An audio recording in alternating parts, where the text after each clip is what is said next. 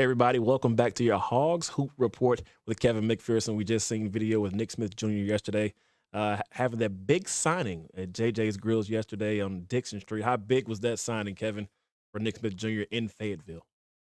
I think it was big for many reasons. Yeah, that place was packed and rocking an hour before he arrived. Yes. They couldn't wait. And here's a guy that has really embraced the city of Fayetteville. When you go back to his visit, come back up for unofficial visit, playing basketball against the frats, and he's embraced Fayetteville as his new home, and it will be in just a few months. He's got a senior season at North Little Rock. But Nick Smith Jr., when you talk about a big signing, he's the highest rated player on a class that right now is ranked in the top five nationally. But ESPN ranks him the number 6 player in the country, a high level 5-star. You could make an argument he's the best player in the country. Certainly, I think he's maybe the best offensive player in the country when you look at his ability both as a scorer and a playmaker. But he's the highest rated player in state to sign with the Razorbacks, to commit and now sign with the Razorbacks since Corliss Williamson back in 1992. And everybody knows that he's an icon, helped the Razorbacks get to win a national championship as a sophomore, 2-time SEC Player of the Year. But Nick Smith Jr. Has that kind of high-level credibility when you start looking around the country at the top players. He's right there. And so he makes it official. That's 4 off the board. When you go back to the first day of the signing period on Wednesday, you had Jordan Walsh, Barry Dunning Jr., Joseph Pinion, all signed their letters of intent. One more to go today is national number 55, Darian Ford, the 6'4" combo guard out of Magnolia, gets his signing done. But the Nick Smith Jr., he's the centerpiece of the class. Of course, Jordan Walsh is ranked one spot behind him in those ESPN rankings. And all of these players, by the way, CJ, are ranked in the top 100 according to ESPN. And this is why this is a class that has been ranked as high as number 2 in the country. It's still up there in the top 5. And I think it's going to end up finishing that way. Yeah, this is definitely one of the best classes for the University of Arkansas. You got Jordan Walsh, like I said. We also have another person signing later on today, Darian Ford. What do you think about that signing for the Razorbacks as well? This is a big deal. We just talked about Nick Smith.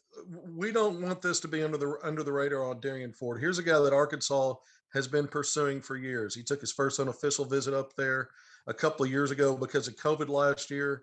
Most of the recruiting had been done via Zoom and phone calls. He's down in Magnolia, and he was constantly on the phone with every member of Arkansas's basketball staff, it seemed like, or on Zoom because of his love and interest in the program. And here's a young man that took his official visit to Arkansas in June. He committed just over a month later in July, so just a few months ago. But Darian Ford, strong backcourt player, a guy that can back his man down, a nice array of moves once he gets to his finishing spots, good in transition, the physicality to kind of big boy and bully ball other players. So he's a guy that brings something different to the table and will be a complimentary piece. He's always going to work hard, very determined player, plays to win, two-time defending or two-time 4A state champ before his team didn't quite make it to the finals last year. So he's going for his 3rd title in 4 years at Magnolia as a senior. But Darian Ford coming off the board with his official signature will be the last of the 5, and it's a big-time signing as well. Again, ranked number 55 in the country, one of the top players in the nation. That's huge for Darian Ford. 3 titles in 4 years. That's amazing. Let's go straight to the college basketball game. University of Arkansas took on Gardner Webb. And me and you were talking yesterday at the Nick Smith signing yesterday. Connor Vanover, 19 points in 17 minutes. How big was he for the Hogs in that second game of the season? Well, he's both literally big at 7'3". He's put on weight. You can see he's bigger. He's always been tall. He's bigger. But here's a guy that when you look through his career, I covered him when he was in high school. He always had high volume and efficiency in low minutes. If he played off the bench, he'd give you something right away. And he looked comfortable from the outset. He said he woke up earlier in the morning on Saturday feeling good. He had himself a Pop-Tart. Then he had himself a game, CJ.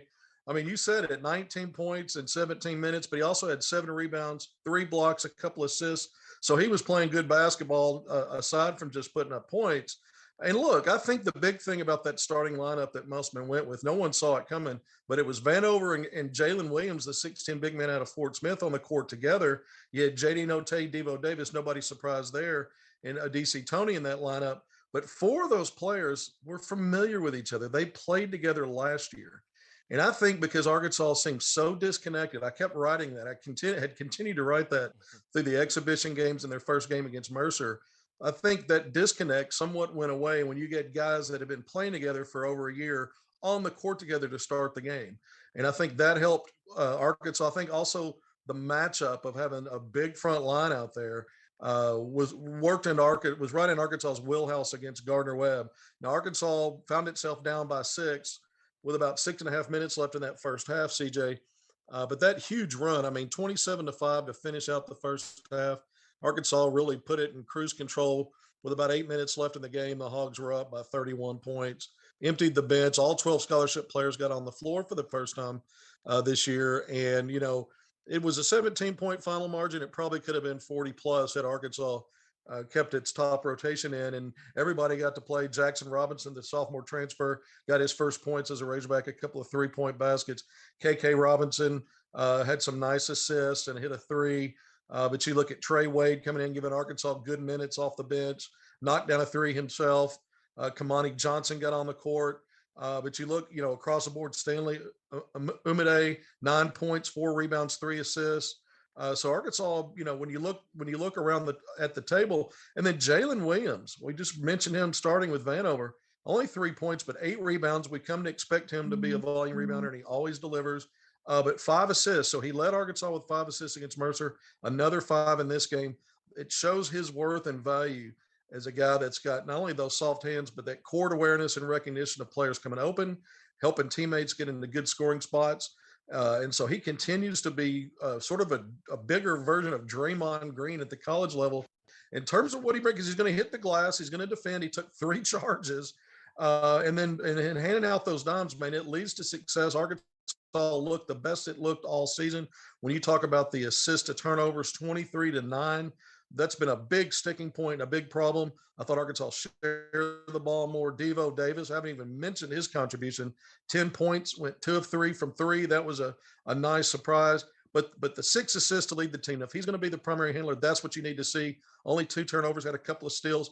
So I think when you look at across the board at Arkansas starters, the players off the bench, I thought it was not only Arkansas's best game, but the kind of game you expect from a team that comes in with preseason rankings of top 15 in the country. That's what it looks like. Yeah, I think Coach definitely slept better with that point guard production, a lot of assists, less turnovers in that game. But one person that you didn't mention, Kevin, was Chris Likes. Did he struggle in that last game against Gardner Webb?